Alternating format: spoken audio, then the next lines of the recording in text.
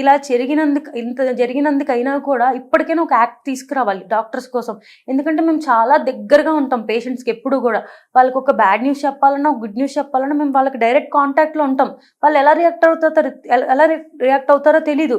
ఇంత ఈజీగా నిన్న మొన్న కూడా చెన్నైలో కోయంబత్తూరులో కూడా ఒక డాక్టర్ మీద నేకెడ్ గా వచ్చేసి వాడు రేప్ చేస్తానని మొలెస్టేషన్ చేశాడు. అండ్ నిన్న ఈ ఇన్సిడెంట్ జరిగింది కదా, ఈ ఇన్సిడెంట్ కి ప్రొటెస్ట్ చేయడానికి వెళ్ళిన ఒక అమ్మాయి రిటర్న్ అవుతుంటే తన హోమ్ కి తనని చేశారు. ఈ ఇన్సిడెంట్ కి సపోర్ట్ చేయడానికి వెళ్ళిన అమ్మాయిని ఇంకా అసలు ఎక్కడికి పంపిస్తారు అమ్మాయిలంటే మీరు ఎట్లా? ఇదే అబ్బాయి జిమ్కి వెళ్తే జిమ్ లో షర్ట్ తీసేసి కండలు చూపించి ఫొటోస్ పెట్టుకోవచ్చు, తను బీచ్ లో మంచిగా రీల్స్ చేయొచ్చు. కానీ అమ్మాయి ఏమీ చేయకూడదు. అమ్మాయి అంటేనే ఇంక ఇట్లాగే ఉండాలి. ఇలా ఉండకపోతే మేము చేస్తాం. అలా మీరు ఇలా ఉన్నారు కాబట్టి మీరు చేస్తాం అంటే ఇప్పుడు మాకు నచ్చినట్టు మేము ఉంటే మీరు చేసేస్తాం. అంటే అబ్బాయిలని రెచ్చగొట్టేదే అమ్మాయిలు అని అంటున్నారు. అంటే వాళ్ళు కరెక్ట్ రెడీ అయ్యి కరెక్ట్ ఉంటే ఎందుకు చేస్తారు, ఫీలింగ్స్ ఎందుకు వస్తాయి అని చెప్పి కూడా కొంతమంది అంటూ ఉన్నారు. మీకు తెలుసా అబ్బాయిల కన్నా అమ్మాయిలకి ఎక్కువ ఫీలింగ్స్ ఉంటాయి. యాజ్ ఆఫ్ సైంటిఫిక్ రీసెర్చ్ అబ్బాయిలకి ఒక 20% ఫీలింగ్స్ ఉంటాయి, అమ్మాయిలకి 50% ఫీలింగ్స్ ఉంటాయి. వాళ్ళు ఎవరు ఇట్లా చేయట్లేదు కదా. ఇంకా మీరు సెమీ నేకెడ్గా బయట తిరుగుతారు, షార్ట్స్ వేసుకొని తిరుగుతారు, అలా అమ్మాయిలు చేయకూడదు. అంటే మీకు మాత్రమే సమ్మరు, మీకు మాత్రమే గాలాడదు, వాళ్ళకి మాత్రం ఆ రోజు కూడా బుర్కా వేసుకొని తిరగాలి. ఏం చెప్తారు మరి అలా అనుకున్న వాళ్ళకి ఏం చెప్తారు మీరు? అంటే మీరు ఇట్లా ఉండండి, మీరు చున్నీ వేసుకొని తిరగండి, మీరు బయటకు వెళ్ళొద్దు నైట్ పూట, మీరు అబ్బాయిలు ఇలాగే ఉంటారు, వాళ్ళు ఇలాగే చూస్తారుగా అని అమ్మాయిలకి చెప్తూ ఉంటారు కదా. అలా సేమ్ పేరెంట్స్ అబ్బాయిలకు కూడా చెప్పాలి. అమ్మాయిలు అన్నాక అలా బట్టలు వేసుకుంటారు, అమ్మాయిలు అన్నాక బయట తిరుగుతారు, వాళ్ళు మనుషులే, మీతో పాటు పుట్టిన ఆపోజిట్ జెండర్ అంతే. సో మీరు అందరూ కూడా వాళ్ళు మీ మదర్ని ఎట్లా చూస్తున్నారు అట్లాగే మీరు చూడండి. చిన్నప్పటి నుంచి పెంచి పెడితే అప్పుడు వాళ్ళు అలా చూడడం మానేస్తారు. వాళ్ళు ఎప్పుడైతే అలా చూడడం మానేస్తారో సొసైటీ అంతా బాగుపడింది. ఓకే, సో నిజంగా ఈ ఘటనకు సంబంధించి చిన్న ఉన్నప్పటి నుంచి ఆ పాపను పెంచి పెద్ద చేసి ఇంకొక 1 year అయితే ఆ పాప ఈ స్టడీస్ అయిపోద్ది, సో నెక్స్ట్ జాబ్, సో తను ఒక డాక్టర్ అవుతారంటే ఒక కన్న తండ్రికి ఉంటుంది కదా, సో నా కూతురు డాక్టర్ కావాలి, సో నా కూతురు ఇంజనీర్ కావాలి, నా కూతురు పోలీస్ కావాలని చెప్పి.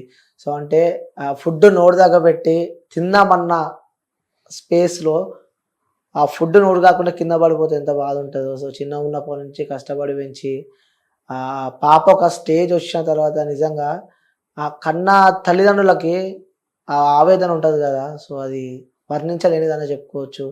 సో ఆ పేరెంట్స్ని చూస్తూ ఉంటే నిజంగా ఫస్ట్ వాళ్ళ నాన్నని తీసుకెళ్ళి బాడీ డెడ్ బాడీ చూపిస్తే నిజంగా ఎలా అసలు డైజెస్ట్ చేసుకోగలడా? ఎందుకంటే ఒక అమ్మాయికి అమ్మ బాండింగ్ కన్నా నాన్న బాండింగ్ ఇంకెక్కువ ఉంటుంది. సో అమ్మ కన్నా నాన్న ప్రేమ ఎక్కువ ఉంటుంది. సో డైజెస్ట్ చేసుకోగలుగుతారా అసలు? అది ఈ ఫీల్డ్లో చాలా కాస్ట్లీ, మెడికల్ ఫీల్డ్ చాలా కాస్ట్లీ, చాలా కష్టం కూడా చదవడం. మా డాడీ కూడా చెప్తాడు సిల్లీ రీజన్స్, నీకు మ్యాథ్స్లో 9 points వచ్చినాయి, ఫెయిల్ అయిపోతావు, ఎంపీసీ చదివితాను బైపీసీ చేర్పించాను, నేను డాక్టర్ చేయాలి అని. వాళ్ళు చాలా హోప్స్ పెట్టుకుంటారు.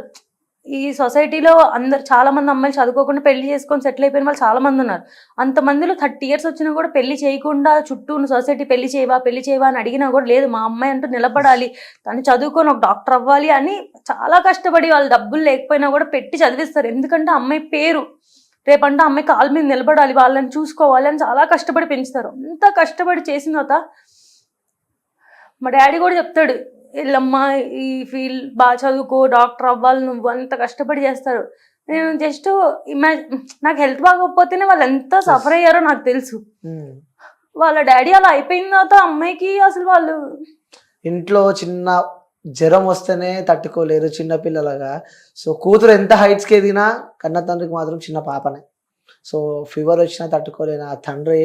నిజంగా ఆ తండ్రిని తలుచుకుంటుంటే అసలు లిటరల్లీ సో మనకే అసలు అర్థం అంత జరిగి వాళ్ళు అంత బాధలో ఉన్నా కూడా ఇంకా ఆ అమ్మాయి తప్పని చెప్పిన మాటలు వింటుంటే ఇంకా యానిమల్ బిహేవియర్ చూపిస్తున్నారు ఇంకా కొంతమంది మనుషులు.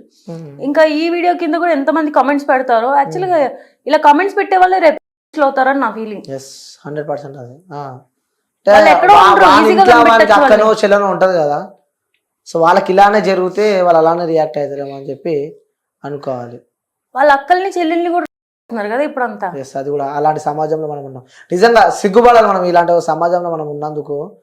సో అంటూ ఉన్నాం పొద్దున్న లేస్తే అక్క చెల్లె అని చెప్పి ఆ ఆప్యాయతలు ఆ ప్రేమలు అప్పుడు ఎలా ఉండే జనరేషన్, సో ఇప్పుడు ప్రజెంట్ ఎలా నడుస్తుంది. సో అంటే ఇల్లీగల్ అఫైర్స్ లైక్ అన్న లేడు, చెల్లె లేదు, అక్క లేదు, వదిన లేదు, అడ్డగోలుగా లైక్ యానిమల్స్ లా బిహేవ్ చేసే సమాజంలో మనం బతుకుతున్నాము. సో యాజ్ అ డాక్టర్గా చివరిగా ఈ సమాజానికి నువ్వు ఏ మెసేజ్ ఇద్దాం అనుకుంటున్నావు? నేను ఇంత కోరిలేట్ చేసుకోవడం వల్ల ఇప్పుడైతే జస్టిస్ ఆ అమ్మాయికి ఖచ్చితంగా కావాలి. ఇదైతే కంప్లీట్గా ఒక ఇండివిజువల్ చేసిన మర్డర్ అయితే కాదు, ఇది ఒక గ్రూప్ రేప్ మర్డర్, అది కన్ఫర్మ్గా అందరికీ తెలుసు. సో ఖచ్చితంగా ఆ అమ్మాయికి జస్టిస్ అనేది జరగాలి. వాళ్ళు ఎంత పెద్ద వాళ్ళైనా కూడా. అండ్ ఆ సీఎం కూడా ఎంత సింపుల్గా ఈ విషయాన్ని చాలా సిల్లీగా మాట్లాడారు. పెద్దవాళ్ళందరూ బయటకు వచ్చి సో దీనికంటే ఒక కొంతమంది చెప్తున్నారు అమ్మాయిలు, కొంతమంది ఉన్నారు నిజంగానే పాపం అబ్బాయిలు ఏం చేయకుండానే ఇలా బ్లాక్మెయిల్ చేయడం, నువ్వు నన్ను ఏదో చేసావు అని చెప్పి నేను నీ మీద కేసేస్తాను, ఇలా బ్లాక్మెయిల్ చేయడం.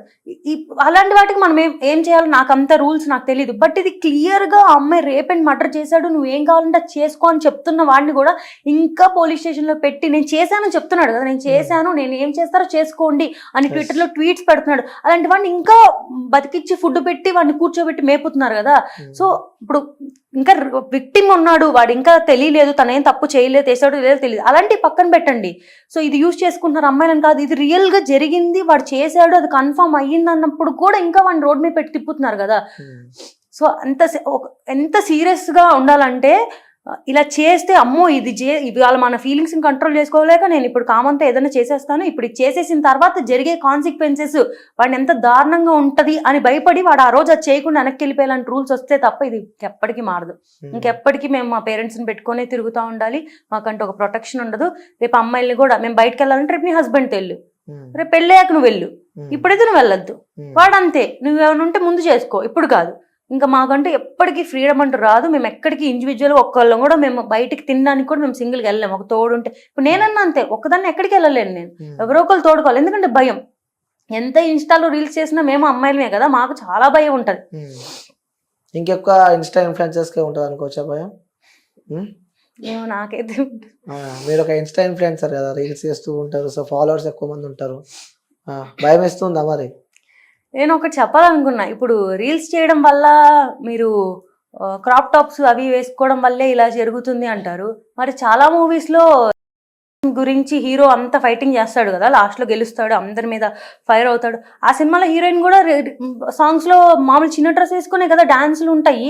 మీకు ఇష్టమైన హీరో మూవీలో హీరోయిన్ ఫస్ట్ అంతా మంచిగా, నేను రాంగ్ అనట్లేదు, తన వే ఆఫ్ డ్రెస్సింగ్ అది వేసుకొని మంచిగా చేస్తుంది, లాస్ట్లో వేరే అమ్మాయిని ఏమన్నా తనకి సపోర్ట్ చేస్తారు, అంతా బాగుంది. వాళ్ళు చేసింది ఏది అంతా కరెక్టే, అదేమి న్యూడిటీ కాదు, అదేమి ఎవరిని ప్రేరేపించదు. బట్ ఇన్స్టాలో ఒక అమ్మాయి 30 seconds రీల్ చేస్తే మాత్రం మీరు ఫీలింగ్స్ ని కంట్రోల్ చేసుకోలేకపోతున్నారు.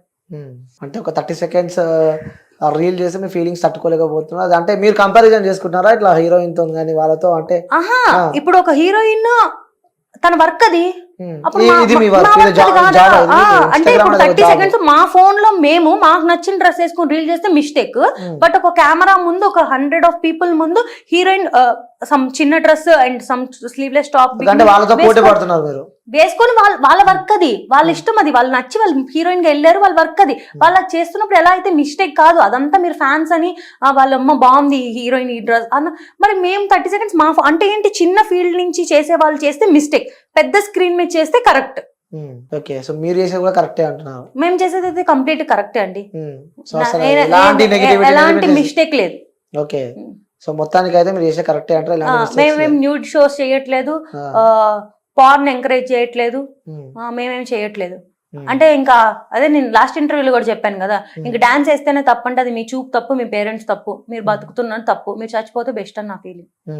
అలా చెప్తారు వాళ్ళకి, ఎవరైనా అలా అనుకుంటే అలా చెప్తారు అంతే. అబ్బాయి అయితే ఎగిరి ఫ్లిప్ ఫ్లాప్స్ చేసేసి పైనుంచి కిందకి దూకేసి డాన్స్ చేసేయచ్చు. అమ్మాయి వాడికేం ఆర్గన్స్ ఉండవు కాబట్టి అవేం జంప్ అవ్వవు. అమ్మాయి మాత్రం సేమ్ ఫ్లిప్ ఫ్లాప్స్ చేస్తే మిస్టేక్ అయిపోద్దా? అమ్మాయికి ఇష్టం ఉండదా డాన్స్ చేయడం? చూసే కళ్ళు తప్ప అంటాం. చూసే ఆబ్వియస్ గా ఆ అమ్మాయిని కూడా ప్రతిదీ ఒక సెక్షువల్ ఆర్గన్ గానే చూస్తే అది ఎప్పటికీ మిస్టేకే. అమ్మాయి కూడా మనిషి, అమ్మాయి నార్మల్ మనిషి, ఆ దేవుడు ఇచ్చిన వరం, అది బాడీ షేప్ అనేది చూస్తే ఎవరికి అలా బుద్ధి పుట్టదు. ఓకే, సో నిజంగా ఆ అమ్మాయికి అయితే న్యాయం జరగాలని చెప్పి మీరు కోరుకుంటున్నారు? ఆ అమ్మాయికి జస్టిస్ జరగాలి అండ్ డాక్టర్స్ కి ప్రొటెక్షన్ గా యాక్ట్ రావాలి. ఖచ్చితంగా పెద్దవాళ్ళందరూ వచ్చి దీని గురించి మాట్లాడాలి. ఇన్ని రోజులుగా ఫైట్ చేస్తున్నారు డాక్టర్స్, ఐడిఏ వాళ్ళు, ఐఎంఏ వాళ్ళు, ఇంతమంది సపోర్ట్ చేసిన, ఎంతమంది కష్టపడుతున్నా కూడా ఇప్పటికే ఆ యాక్ట్ రాలేదు. ఎప్పటికొచ్చిద్దో కూడా తెలియదు.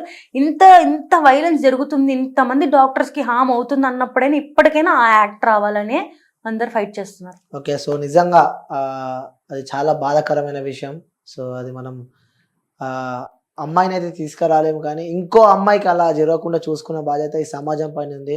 ముఖ్యంగా గవర్నమెంట్ కూడా దీనికి సంబంధించి ఆలోచించి వీళ్ళకి డాక్టర్స్ కూడా తగిన న్యాయం చేస్తారు. ఆ ఫ్యామిలీ, ఆ కుటుంబాన్ని ఆదుకుంటారని చెప్పి మనస్ఫూర్తిగా కోరుకుంటున్నా. సో థ్యాంక్ యూ పూర్ణిమ గారు వచ్చినందుకు. సో మీకు లోపల ఉన్న ఎమోషన్స్ కానీ, మీ బాధలు కానీ, సో మీ పడ్డ కష్టాలు, ఈ ఫీల్డ్ ఎలా ఉంటుందో కూడా చెప్పినందుకు థ్యాంక్ యూ సో మచ్ అండి. Thank you. Sun, celebrating 20 years of excellence in education. Come join us.